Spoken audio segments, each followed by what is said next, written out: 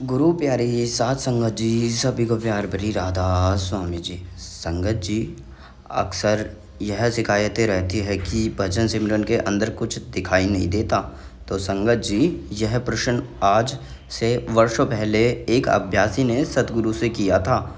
उसने कहा कि सतगुरु, मुझे 45 वर्ष हो गए नाम लिए और मैंने डटकर सेवा की है, सत्संग भी बहुत सुने हैं और भजन बंदगी भी बहुत की है, लेकिन मुझे आज तक भजन बंदगी में अंदर कुछ नहीं दिखाई दिया। जबकि मैं भजन सिमरन पर बैठता हूँ ना, तो मुझे अंदर दीवार ही दीवार दिखाई देती है और अंधेरा ही अंधेरा होता है। बस यही देखता आया हूँ और इसके अतिरिक्त मुझे अंदर कुछ नहीं दिखाई देता।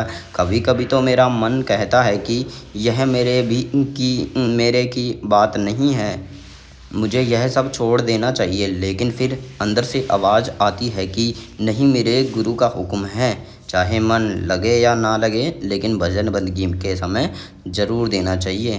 तो इसलिए केवल आपके हुक्म को निभाने के लिए मैं आज तक करता आ रहा हूँ, लेकिन मुझे अंदर कुछ नहीं दिखाई दिया। तो उस समय सतगुरु ने एक साथ की मदद से बहुत ही अच्छे तरीके से उस अभ्यासी को समझाया था। क्योंकि साध संगत जी, जितनी आसानी से एक साखी के माध्यम से और एक कहानी के माध्यम से समझाया जा सकता है, उतना किसी तरीके से समझाया नहीं जा सकता। वह कहानी, वह साखी हम आज आपके साथ साझा करते हैं। तो प्यारी साध संगत जी, कृपया साखी को अंत तक जरूर सुने।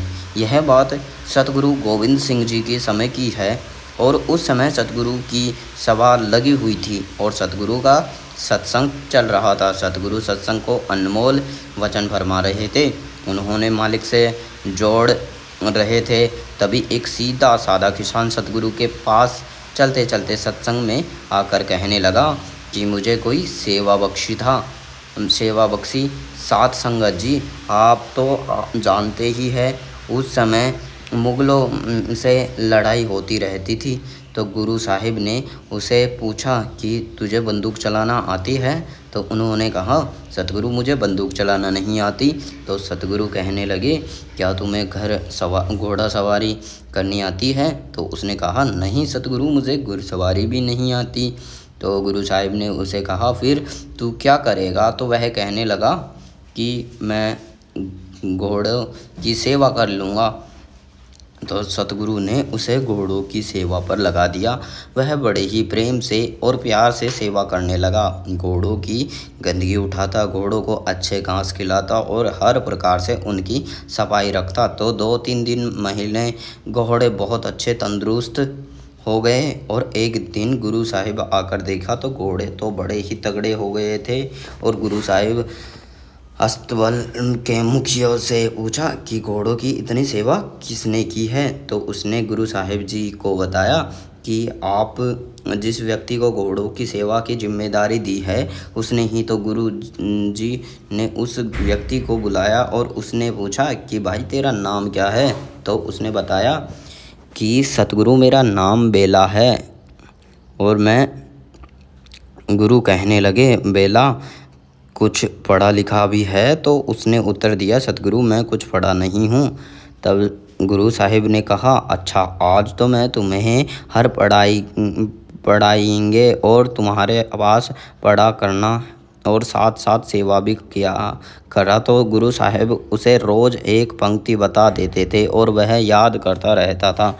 और एक दिन गुरु साहिब मुग़लों के साथ लड़ाई के लिए जा रहे थे। भाई बेला दौड़कर आया और बोला कि मुझे आज के लिए एक तुक देकर जाइए। तो गुरु साहिब ने कहा कि वक्त नहीं देखता, हम कहीं जा रहे हैं।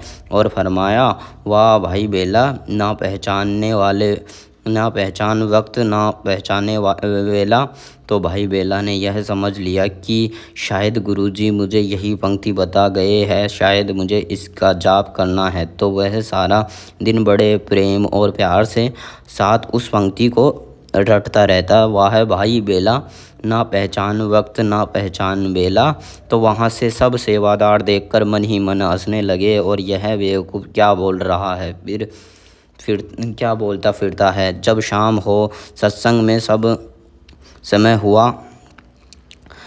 हुआ तो उन्होंने मजाक के तौर पर गुरु साहिब से पूछा कि क्या आज कोई पंक्ति आप बेला को बताए गए थे। तो गुरु साहिब बोले, नहीं, आज कोई पंक्ति नहीं बताई। तो उन्होंने बताया कि वो तो सारा दिन यहीं तू रटता रहा कि वाह भाई बेला, ना पहचान वक्त ना पहचाने बेला। तो गुरु साहिब ने हंसकर कहा, जिसने वक्त नहीं पहचाना वह समझ गया है कि पार हो गया है। जय ही गुरु साहिब ने वचन फरमाए, तब बेला की सूरत ऊपरी मंडलों में चढ़ गई और सारा दिन प्रेम से वही तप जपता रहता था।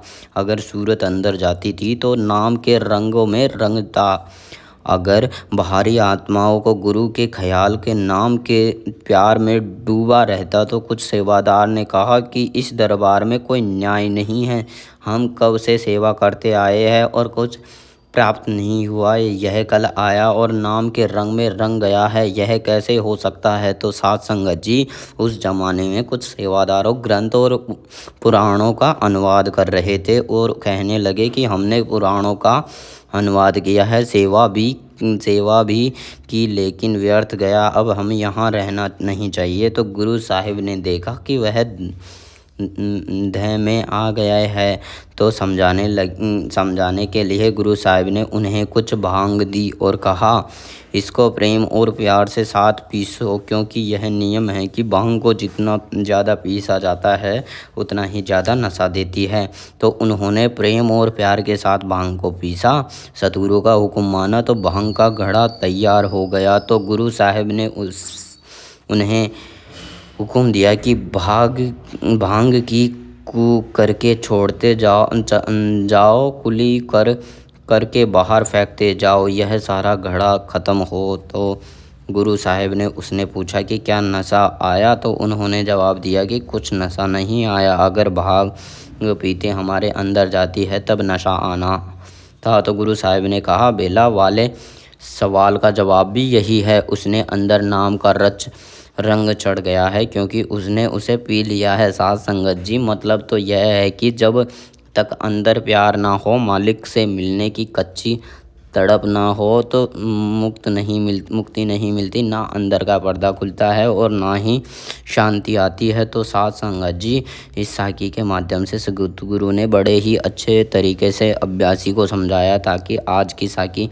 हमें यही सीख मिलती है। अगर हमें भी नाम दान की बख्शिश हुई है तो हम भी सतगुरु के हुक्म की पालना करते आ रहे हैं और गुरु घर की सेवा करते आ रहे हैं, सतगुरु का सत्संग सुनते आ रहे हैं और भजन सिमरन की हम रोज़ाना करते आ रहे हैं। अगर हम लोगों की बातों पर नहीं बन रही है तो अगर कुछ दिखाई नहीं दे रहा है तो कभी हमारी तरफ से है, सतगुरु की तरफ से कोई कमी नहीं है। उन्होंने तो हमें यह युक्ति बता दी है कि जिस युक्ति के सहारे हमने उसको मालिक से मिलाप करना है, अब हम उसकी बताई हुई युक्ति को कैसा पालन करते हैं, कैसे उनके हुक्म को पालना करते हैं। तो गुरु प्यारी साध संगत जी, आज की साखी यहीं समाप्त होती है। अगर आपको हमारी यह वीडियो अच्छी लगे तो आप हमारी वीडियो को लाइक करें और हमारे चैनल को सब्सक्राइब करें। राधा स्वामी जी।